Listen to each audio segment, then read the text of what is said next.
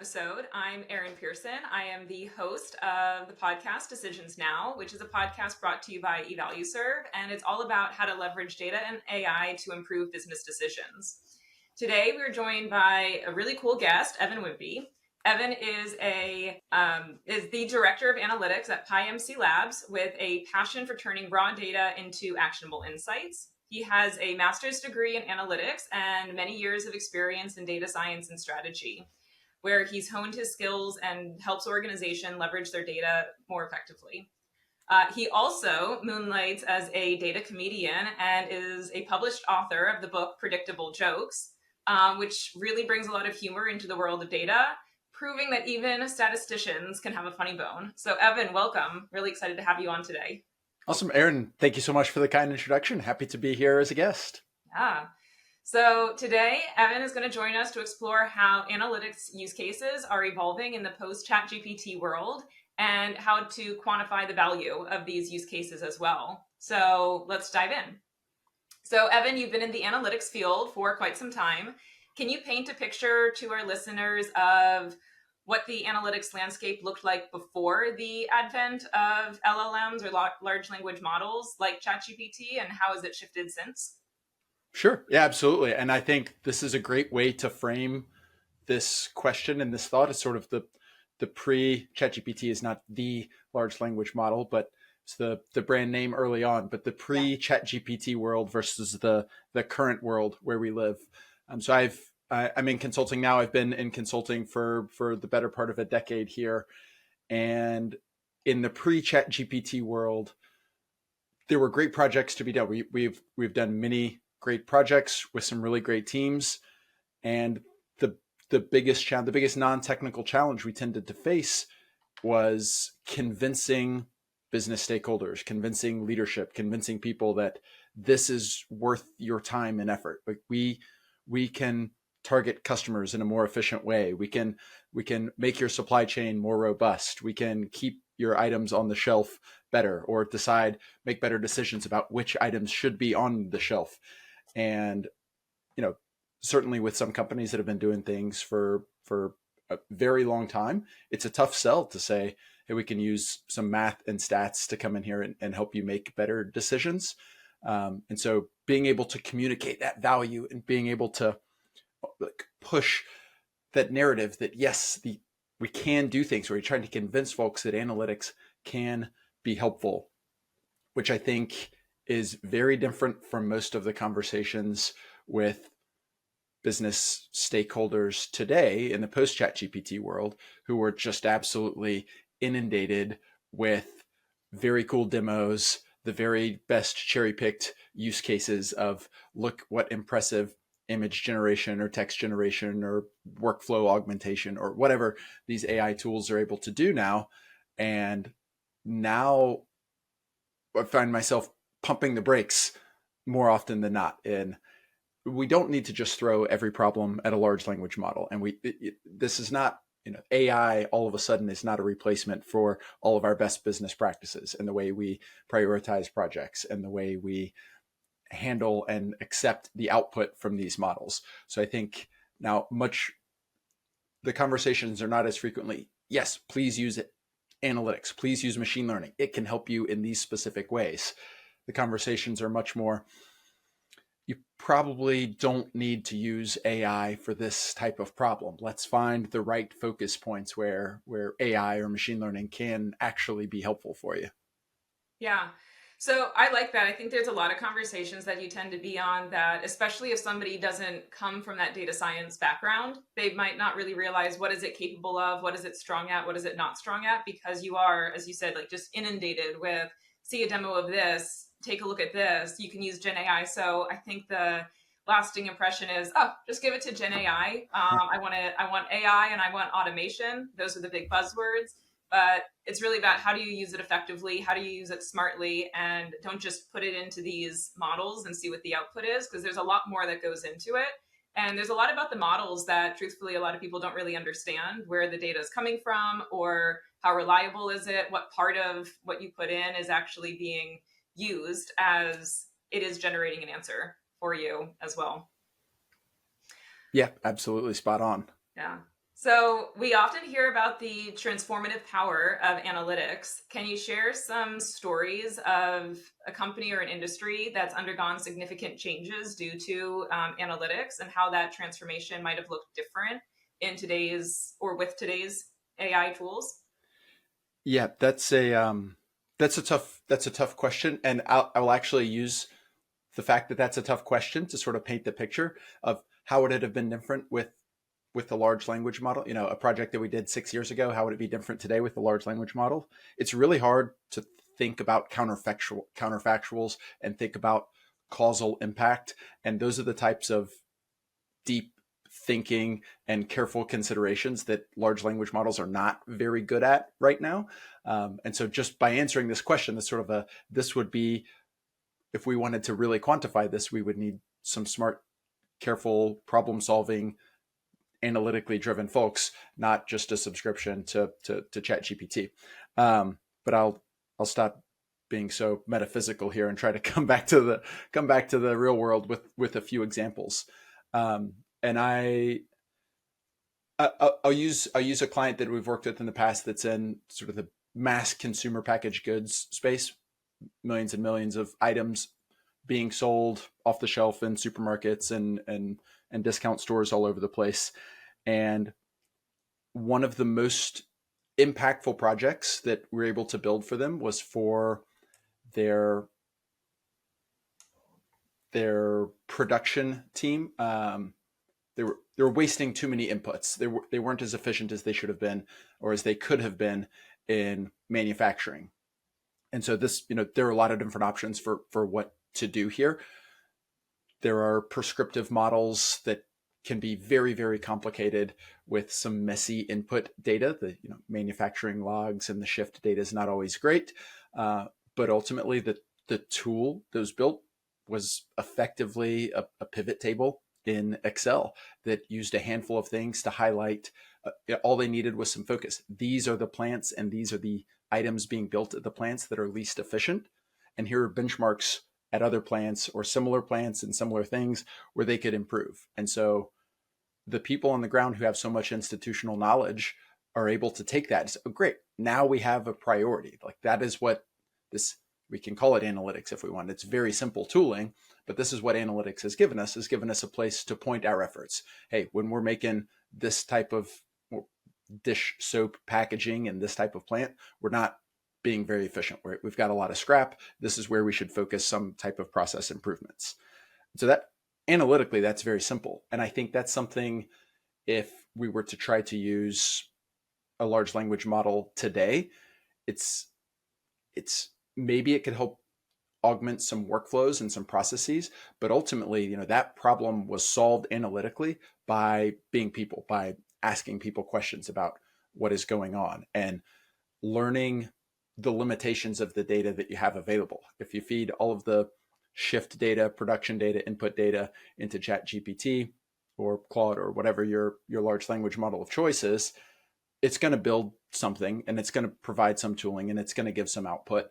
And it's going to be very hard to know how reliable that is or how reliable that input data is. But if you've got people that are coming through the data and asking time and taking time from shift managers, production managers, supply managers on the ground, you're able to come up with an answer, something that is actually relevant to them, that they're able to use and they're able to help with. And so in a case like this, the analytic tooling is very simple, but it's the people and the process understanding that I think there's probably some augmentation that LLMs could help with, but there's also a lot of risk you're incurring by, we don't have to rely on all of this understanding because we can just feed this data to this machine and it will spit out some answers to us. And I don't want to paint an overly pessimistic view either. There are certainly projects that we've spent a lot of time in tooling, in accessing data from a bunch of different places to build a hierarchical forecast model that take a lot of man hours that could have been reduced significantly if people who sort of already knew the process and knew what to do and knew some safeguards around what to expect with the input data and the output. But a large language model, or like a coding assistant even model, could have helped reduce that timeline a lot. So I think knowing your use cases is very helpful. Yeah. I think there's two key things that, at least for me, really stood out there. Is first, don't overcomplicate it if you don't need to. If there's a simpler way to solve for something, you should still always go for that. If it's a pivot table in Excel, that's great. The other piece is you talked a lot about like the storytelling. So it was in like the data gathering that really is what essentially got you the answer, and then it's the analytics that just made it clear what the answer was. So there is this element of you have to understand the storytelling in order to actually get the change to occur on the other side. It can't just be ChatGPT or, again, whatever LLM you have told me to do this, so I'm going to do it, because somebody at some point will start questioning that decision. And I think with a lot of these LLMs, it's not that the work necessarily goes away. It's that, I think to your point, it doesn't always happen on the front end of the side, whether it's content creation or analytics gathering or interpretation. It's that the work then happens after, because then it takes a lot more to understand, well, wait a second, what is going into this answer? What is the background of this? And so then you actually have to backtrack a little bit in order to find out what it is. So it doesn't necessarily always reduce the work quite as much as is implied. Yeah, I think that's spot on. The nature of the work changes from necessarily the bulk in doing and building to questioning and auditing and troubleshooting. Yeah, I really liked the phrase that you used. Somebody will question it, and that's the ideal case. Like you hope somebody is questioning these things carefully. Yeah, hopefully it's just not a whole bunch of AIs talking to each other. This is our future. Yeah, it might be. So in your experience, how has the rise of AI tools affected the way that organizations approach things like point estimates in their models? And are there potential pitfalls that we should be aware of? Yeah, this is a great question. This is near and dear to my heart. Even in the pre-ChatGPT world, most predictive models spit out a point estimate. How many units are we going to sell? 11. And that is helpful and that can be helpful, but it's often deceiving because 11 could be, you could have a prediction interval that's very tight and we're pretty confident it's going to be 11 units this week, or it could be, a lower bound of 0 and an upper bound of 1,000,000, and it's almost always 0, and sometimes it's 1,000,000, and that changes things drastically when you're actually trying to decision off of this. And so I think generally approaching things with trying to understand the uncertainty behind a prediction, a forecast, is a really thoughtful way to go about it. And that's where LLMs tend to hurt us the most.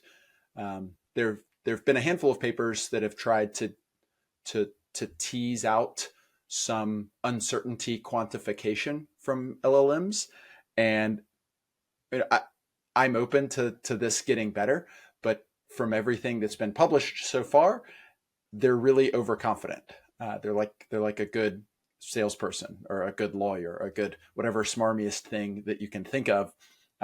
They're very confident in their abilities. They're very, the narrative they express is very confident. But then most of the models that they're building and using under the hood are even if the models are probabilistic in nature, the output tends to be a point estimate, and a point estimate that they're way overly confident about. Yeah, they definitely do have that air of confidence with them. I can't tell you how many times if you've typed in something and I know the answer is wrong, they should know that it's wrong. And then you question it and it confidently says, yes, you were wrong to call, or you were right to call me out. Let me give you a new answer. This is correct. And then it's wrong again. So yeah, they're just so certain of themselves. Yes. Yeah. When there's a humble LLM, then that'll be the one that I throw my money at. Yeah. Well, maybe we should create that one. There you go. So, as we've been talking about, there's a lot of excitement still around AI's capabilities, especially within analytics. But as you've been emphasizing the importance of being hyper aware of what these tools can and cannot do. So can you share an example of where this awareness or the lack of awareness has significantly impacted a project's outcome? Sure. Yeah, this is This is a great question. I bet folks are, I suspect listeners are all spinning with examples right now, because I suspect most people in this space have seen a case where an LLM has come into a problem and has confidently solved it incorrectly. And like within analytics specifically, the stories that come to my mind, we've worked with a previous firm I was with. We worked with a client where we developed an optimization tooling for them. We developed an R package, used LP Solve. Really cool project, pretty technically complex project about solving where they should source different orders from. They've got a few dozen different distribution centers, and when somebody makes an order, sort of where should we send the order from, which ends up being a very complicated problem with inventory constraints and then risks around transportation.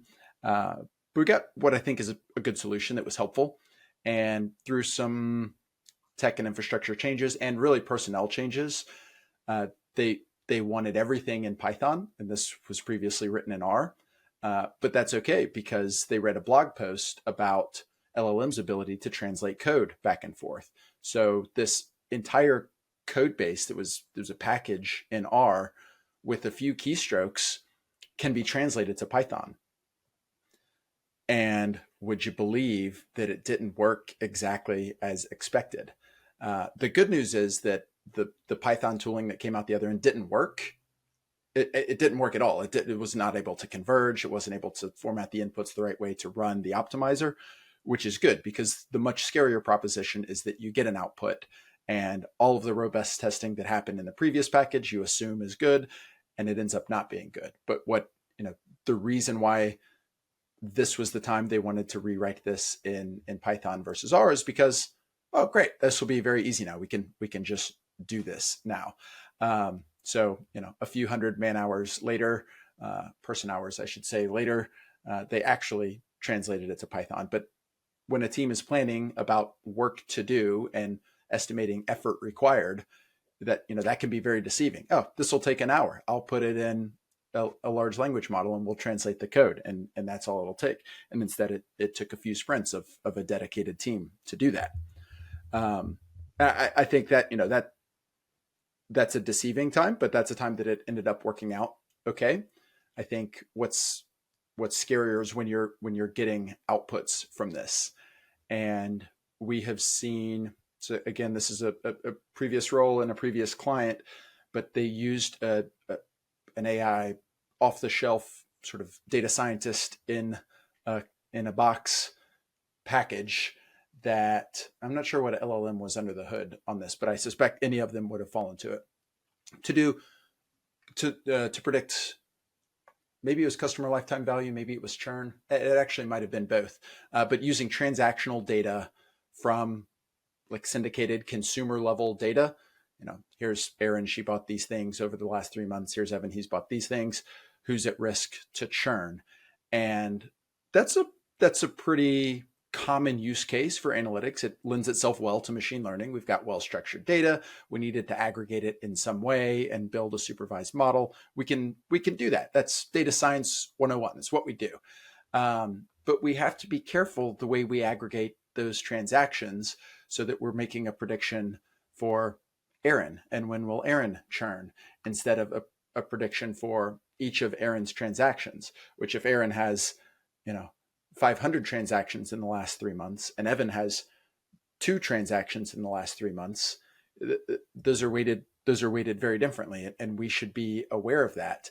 And if our model is learning, especially if we're splitting some of Erin's transactions into the training set and some into our validation set, we can come up with a model that spits out an output that looks incredibly accurate and incredibly helpful. But then when we go to apply it to our real customers in real time, we shouldn't have any faith or any confidence that it's going to do well. We really don't understand how it's doing. So, at least folks are wise enough to say we want some experienced data scientists to come look at this thing that was built by a large language model. But this is sort of this is what I see as the biggest risk with large language models for actual analytic tooling and model building is when they produce an output that looks reasonable, and we're too quick to trust it. Yeah. I think it'll be interesting to see how that evolves, as well as, new people come into the workforce that have only ever done work or done data science when AI has been available as well. So how has it shifted people's thinking, and how is that going to change, not just for people who, have 10 to 20 years of experience today, but for people who 100% of their experience will be in this new model. Yeah. Yeah. So, you've been talking about how we're seeing models with these very high accuracy rates. And while it does sound great, if you're talking to an executive, or you're, trying to put together a marketing message to sell a new tool, that it sounds great, but it's not always a good thing, as some of the stories that you have shared have been telling. So can you elaborate on how to find that these will be, or how to find the red flag in the data, and what people should be on the lookout for in order to avoid it? Yeah, this is a tough one, because if there were an easy 1, 2, 3 checklist, then an LLM could probably go through a 1, 2, 3 checklist and could be pretty helpful. But I think this is an area really that takes consideration and thoughtful problem solving from a human to go to. And I'll mention another example. We've helped build a model for a client that was invoicing, and sometimes the invoices are late. The customer doesn't pay on time. Can you believe it? It happens. Does lend itself well to predictive modeling. We've got transactional data again. We've got supervised cases. We've got plenty of history to train a model on. It's also very easy. For folks outside of analytics, a leak from the future sounds like the simplest mistake, and how could anybody ever fall for that, where you use information that you wouldn't have at the time that you need to make a prediction, but you use that information in your prediction to fool your model into thinking, oh, it's good, but it's really just has a leak. It knows something from the future. So the original model had a leak from the future. It was looking at orders that were late for multiple months in a row, and it would know, hey, it was already late in this month, so we know it's going to be late in the prior month, which of course in real time you can't do that. So that's pretty easy to find, but I don't think there's necessarily a checklist of going through. There's some common problems in data science, a leak from the future being one, or some leakage between train and test. But I think aside from sort of looking through your glossary of most common problems in machine learning, it takes that thoughtful contextual understanding. And sometimes it's really hard to tease that out. And sometimes the leak can be tiny, or the problem can be tiny. And maybe it's not so much that you've got a model that's 99. If you have a model that's 99.9% accurate and the baseline is 80% accuracy, then you should just be naturally skeptical. You should be naturally skeptical of any model that really smashes a baseline at this point. But I think sort of it's possible to have marginal problems where maybe it's not going to perform quite as well as you expected it when you're moving forward. And so I think having sort of good ML ops around your product, monitoring your models that are in production, and when the production model won't lie because it's using what information it actually has at real time. You can't actually see the future, despite what some LLMs will tell you. But when the real-time model performance is not as good as you saw during training, or it's drifting, or that can be a clue as to, hey, maybe we didn't test this as well as we should have. Maybe we had some leakage. Maybe we were testing on, our out of sample testing wasn't representative of the actual use case. But oftentimes it takes a model being in production to be able to highlight some concern that, oh, whoops, it's not as good as we thought that it was. Yeah.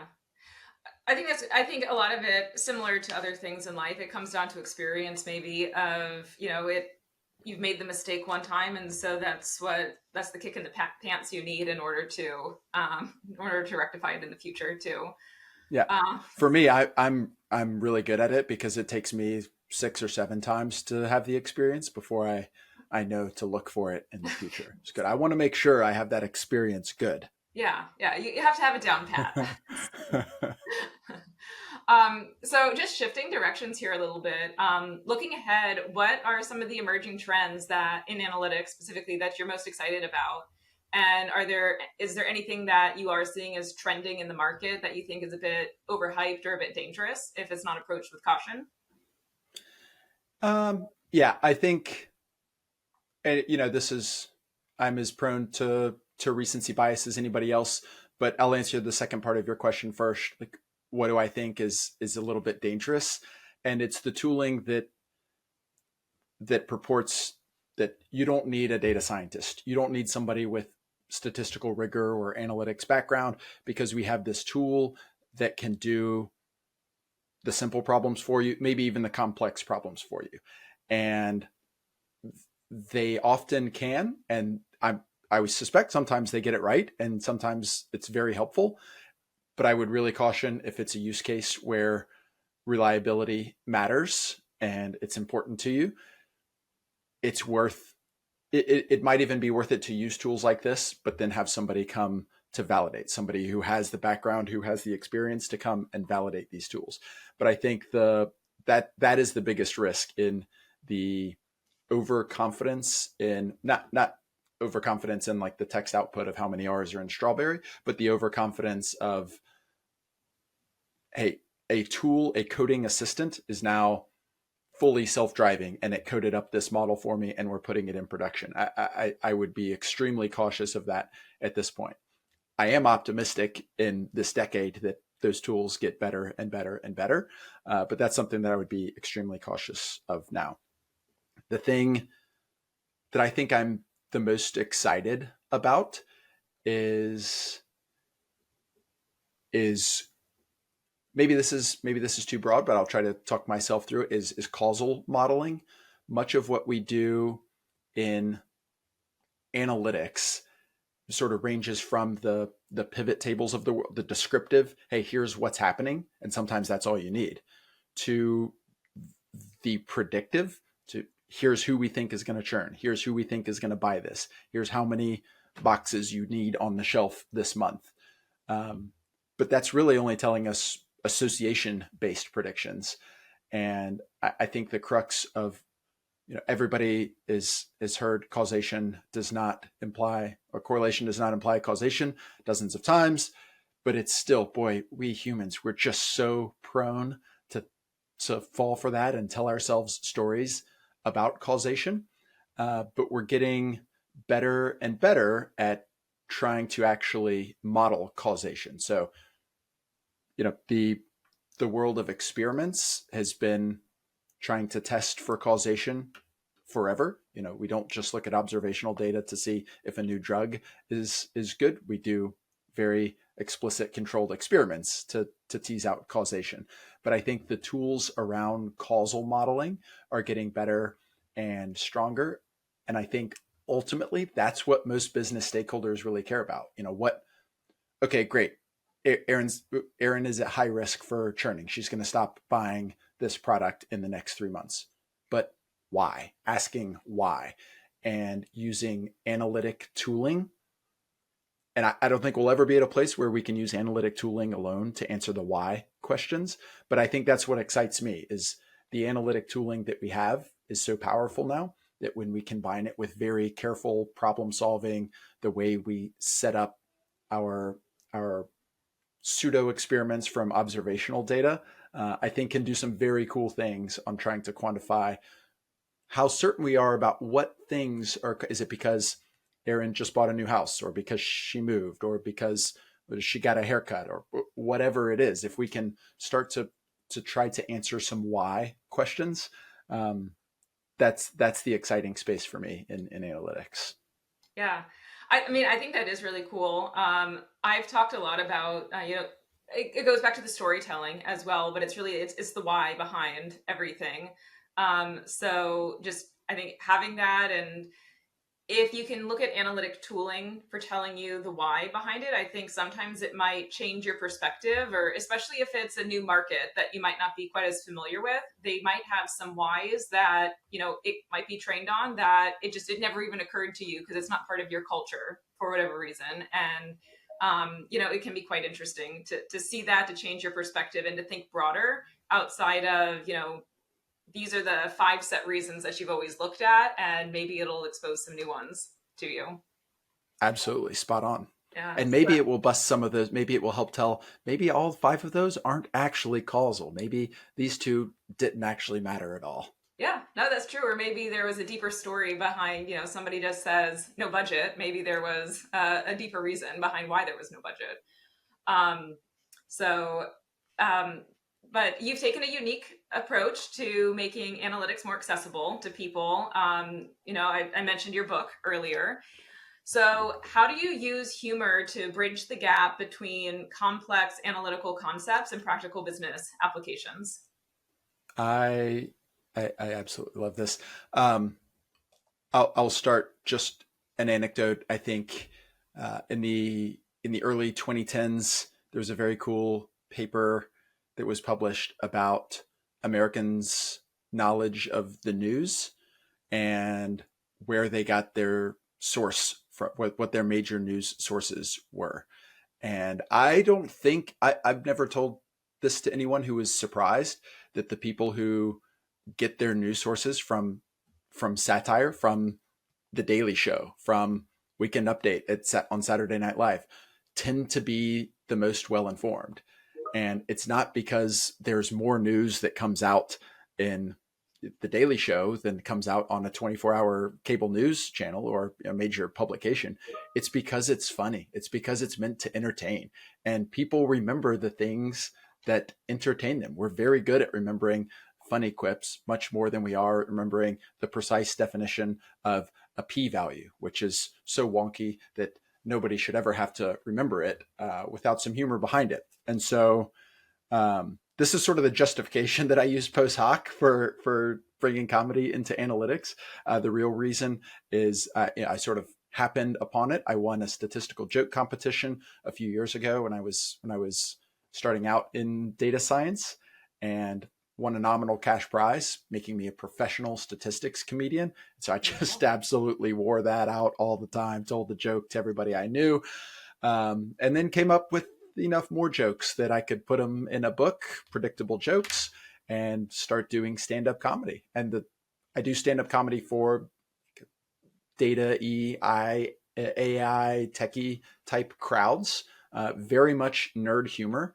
And the point is, the goal is to entertain, but the goal is also to educate, and folks remember things that make them laugh. And if you're able to joke about SQL queries, then that sticks with people more than rehearsing select from where 1,000 times over and over. So humor is the way that we humans tend to learn best, even statisticians. I love that. I think it's a lot of fun that you're able to do it, that you're putting it out there. And when you're talking, I don't know why this is what my mind went to, but when I was a kid, maybe a little bit older than I should have been, but I was watching an episode of the Rugrats, and maybe it was their movie, but the teenage girl in it, she was trying to memorize like state capitals, and then she couldn't just sit down and memorize it, but when they put it into a song format, all of a sudden everything clicked for her and she was able to remember it. So it's really the same concept, or storytelling, just like very, very good stories, making things entertaining, making things put in a way that you actually care about it makes such a big difference. You go back to school, and if you had a really good teacher, you could just excel in a certain topic and it can change the trajectory of your life if somebody just makes something accessible to you. So I think that, putting that out there and being able to help people get there, especially for things that are generally considered more complex or, harder to understand, harder to get into, and it might, some people might be afraid of it. So I think that's awesome what you're doing there. Awesome. Thank you. I'll take the Rugrats comp any day of the week. That's Yeah. I'm proud of a Rugrats comp. Yeah. Who doesn't love the Rugrats?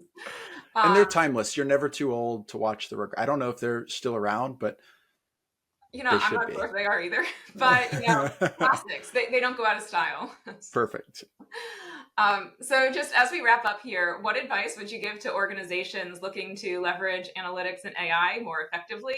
And what principles should they keep in mind to ensure they're using these responsibly and effectively?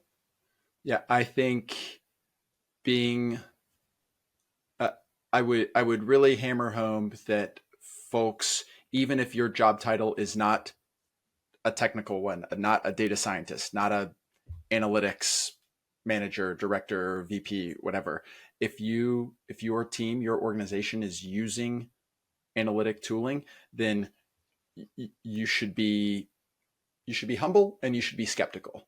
You should try to understand the things that you can. You should ask questions when you can, and you should be skeptical of results. And I I think any technical person, data science person, worth their maybe it can get frustrating to answer the skeptical business stakeholder over and over and over, but that's a much safer place to be than launching something into production that is targeting customers or managing your supply chain or spending on advertising or whatever it is without a good understanding of what it is and without feeling like you need to ask questions or blindly trusting the tools.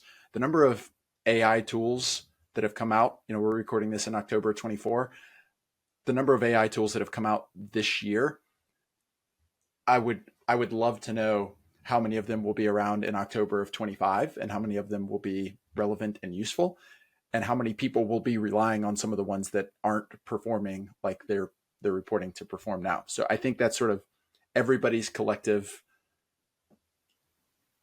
responsibility is to be skeptical of the new tools that come out and be open and you don't have to be negative, you don't have to be mean, but be open to questioning how they work and what they're doing. Yeah. I think that's great. It's a great note to end on. And Evan, I think everything that you shared was really interesting. Love the stories that you had and all the ideas and insights that you brought to the table. Awesome. Erin, thanks so much for having me on the show. Really enjoyed it. Thank you. It was great talking to you. Thanks for listening to this episode of Decisions Now.